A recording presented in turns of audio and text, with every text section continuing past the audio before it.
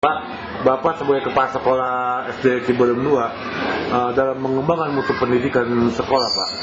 Strategi apa yang Bapak jalankan, Pak, program untuk pengembangan mutu, Pak? Pertama adalah strategi bagaimana dalam kedisiplinan, di mana sesuai dengan misi dan sekolah menjadikan kedisiplinan baik itu guru maupun siswa. Terus yang kedua yaitu kebersamaan yang dijalankan oleh kepala sekolah beserta staf seluruhnya. Dan kebersamaan itu insya Allah segala sesuatu masalah baik pekerjaan akan dilakukan. Pak, kalau di sini lokal kelasnya ada berapa? Pak, rombalnya itu di sini kalau rombal alhamdulillah ada 12 rombal pelajar. Kemudian dalam ruang kita mempunyai ruang 8 ruang kelas. Dan 1 ruang kepala sekolah, 1 ruang guru, 1 ruang pramuka dan plus UKS, 1 ruang perpustakaan, 1 dapur sekolah, 2 kamar mandi guru, 3 kamar mandi siswa, dan 1 musola. Alhamdulillah mungkin di sini kita kekurangannya itu terutama yaitu WC siswa. Cuma masih terlalu jauh hasil perbandingannya. Kira-kira berapa, Pak, yang mesti dibutuhkan oleh siswa itu? Ya, 1 siswa itu minimal 1 kelas saja berarti kita harus mempunyai 12 WC. Sedangkan yang ada hanya 3 WC. Oh gitu. Berarti membutuhkan 12 WC ya, Pak? Ya, 12 WC.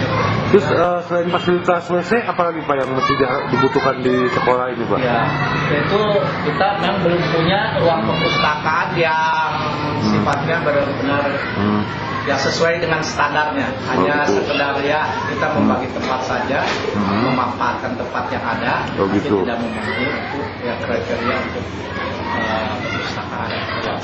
Sekarang sementara ruang perpustakaan di mana, Pak?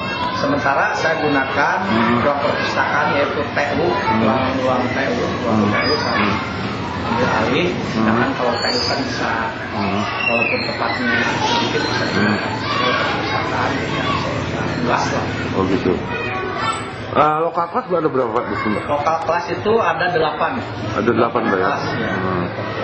Terus kalau staf pengajar, Pak? Staf pengajar, alhamdulillah kita mempunyai pegawai negerinya hanya 10 orang, berikut kepala sekolah, dan tenaga honor, Pak, di sini yang banyak kita ada tenaga honor yaitu 8 orang. Oh gitu. Termasuk 1 adalah kita penjaga sekolah masih dalam honor. Ya, kalau jumlah siswa di sini ada berapa? Jumlah siswa kita alhamdulillah bertahap dari tahun kemarin kita berjumlah 471. Oh gitu. 441. 441. Oh gitu. 471. 471. Terus potensi yang para siswa tadi dari guru olahraga Bapak itu potensi sekali, Pak, dari bidang olahraganya. Kita ya setiap tahun juga di samping itu kita ada lomba. Kalau dulu istilahnya teknologi sederhana. Kalau untuk sekarang itu kita dimasukkan ke dalam yang pertama adalah daur ulang dan kerajinan tangan. Pak Entis, tadi kata Bapak itu yang sebagian yang belum tercover di sekolah ini adalah perpustakaan, gitu kan. Nah itu. Nah terus pihak kepala sekolah sendiri gimana? Udah ada belum koordinasi dengan Dinas Pendidikan Kota, Pak? Nah, kita menunggu diklat ya biasanya kalau perpustakaan itu suka kalau mengenai data suka mengirimkan, tapi mungkin ya pemerintah kota juga dilihat dulu skala prioritasnya di mana. Tapi memang pertama pernah disurvei untuk perpustakaan sebenarnya ada lahan. Oh gitu. Nah, tapi realisasinya sampai sekarang belum ada. Oh gitu. Yang kami pergunakan ya perpustakaan ruangan yang ya ala kadarnya lah. Mungkin anak ada. Sekarang di anak-anak kalau lihat perpustakaan di mana, Pak? Di ruang mana, Pak? Di ruang yang tadinya saya gunakan sebagian ruangannya untuk perpustakaan anak. Terus fasilitas Ciberem juga ada lab komputernya, Pak? Kalau komputer ada. Ada ya.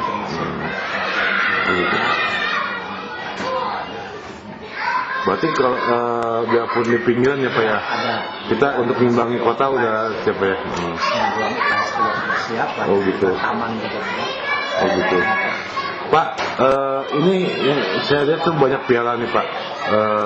prestasi, berarti prestasi Ciberem 2 juga ada juga yang untuk di prestasi ya Pak? Alhamdulillah kami sejak mengikuti O2SN atau Pekan Kreatif Prestasi Siswa, di mana kami setiap tahun itu menjuarai tingkat kecamatan dan juga mewakili tingkat kota, terutama di bidang ya daur ulang dan juga kerajinan tangan. Oh gitu. Kita sudah 2 tahun itu berturut-turut, hanya belum bisa mencapai juara pertama, juara kedua. Itu tingkat kota atau tingkat kota? Tingkat kota itu. Tingkat kecamatan kami setiap tahun juara yang mewakili. Terus untuk ada untuk angan-angan untuk bisa mewakili tingkat kota Pak ke provinsi? Ya kemarin kita itu ya mungkin ya faktor dari skill anak juga ya mungkin dalam hal itu namanya sudah tingkat kota ya. Tapi dari segi ya kegiatannya, alhamdulillah dari segi hasil sih ya. Hanya kami belum bisa mencapai ya, mungkin karena terlalu sederhana di dalam pembuatannya, dia belum memenuhi standar untuk tingkat provinsi. Pak, tadi Bapak bilang itu ada penjaga sekolah, dia bisa juga untuk melatih pencaksilat. Nah itu emang dia ahli di bidang pencaksilat apa gimana Pak? Alhamdulillah ya, kami sendiri mengetahui seluk-beluk ya dia di samping juga sebagai penjaga sekolah. Alhamdulillah dia juga mengembangkan keterampilan terutama di dalam silat ya sesuai dengan perguruan dia sendiri. Ya alhamdulillah penjaga itu sendiri ya mengisi blok silat, bahkan ya bisa mencapai ya ada beberapa sekolah yang diajar oleh guru blok silat itu yaitu Bapak Matar Amin. Oh gitu. Alhamdulillah. Oh gitu. Dengan bisa membagi dan mengatur waktu. Ya. Terus dia melatih kelas berapa aja Pak? Kalau silat kita mulai dari kelas 3 sampai kelas 6. Oh gitu. Jadi kita kelas 3 ya oleh Pak siapa Pak yang Marat Amin itu ya dia yang melatih apa ya? Oh gitu. Alhamdulillah juga ya di samping itu juga suka membantu pelaksanaannya bila ada event-event misalkan dalam kegiatan ya pencak silat massal dia selalu melatihnya gitu. untuk ditampilkan baik itu di tingkat kecamatan, tingkat kota, terutama kalau dulu itu sering dilakukan pada hari setiap bulan tanggal 17 ya. Oh gitu. Pak, pasti kan Bapak punya program Pak. Program jangka pendek, jangka menengah dan jangka panjang. Nah untuk program jangka pendek dan menengah dan jangka panjang apa yang Bapak untuk jadi target Bapak untuk kedepannya Pak?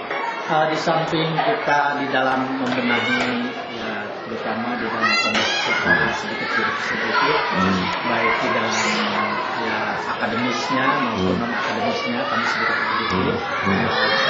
mengikuti kegiatan ya kedepannya mungkin kami ingin sekali menciptakan ya sekolah karena kami di sini juga dari lahannya cukup itu kedepannya itu mungkin menciptakan ya sekolah yang bisa berwawasan jangka panjangnya di sana. Pak, luas lahan di sini ada berapa? Pak? Luas lahannya berapa? Luas lahannya kurang lebih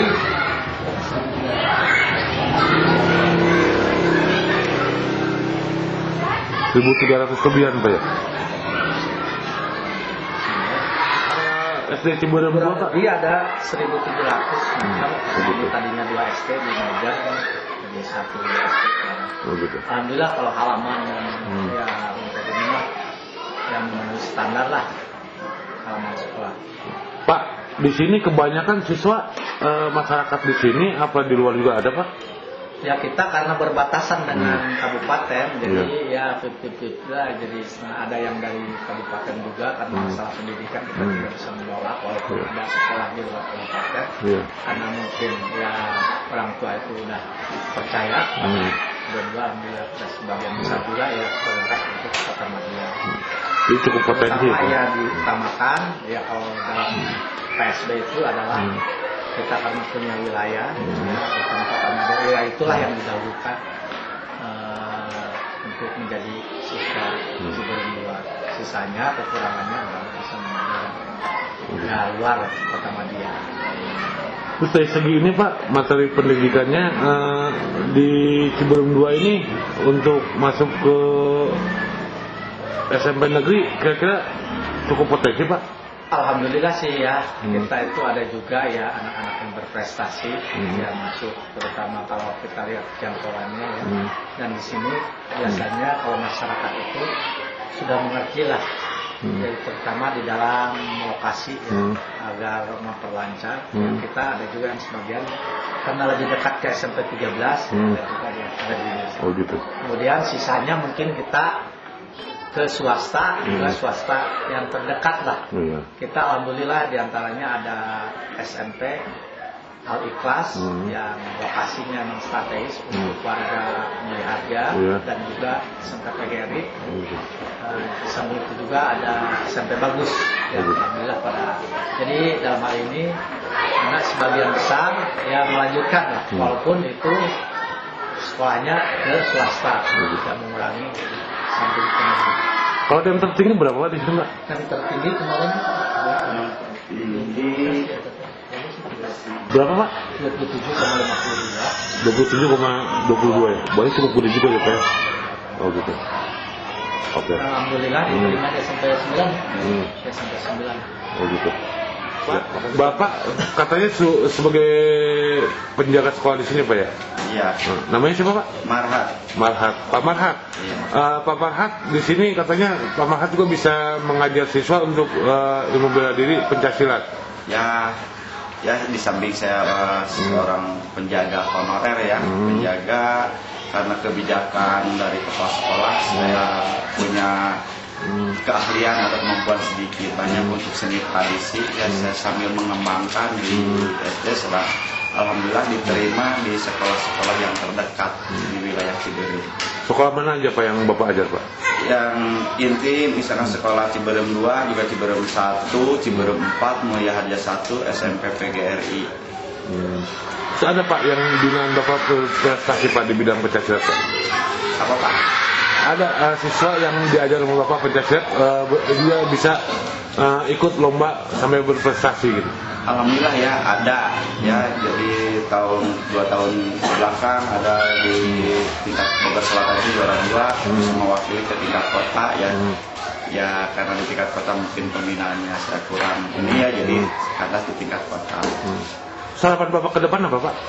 Harapan saya di pencaksilat ini ya bisa istilahnya mengembangkan seni budaya. Di samping saya mungkin ada misalkan bibit-bibit lagi bisa mengembangkan seni tradisi, jangan sampai punah, jangan sampai hilang.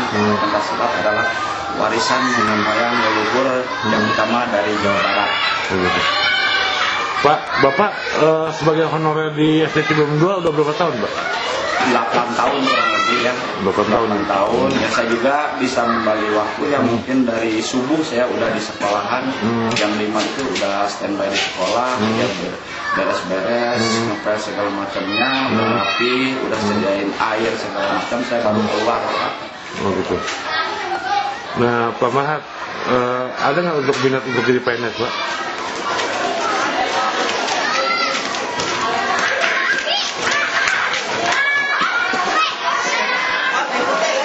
Ya.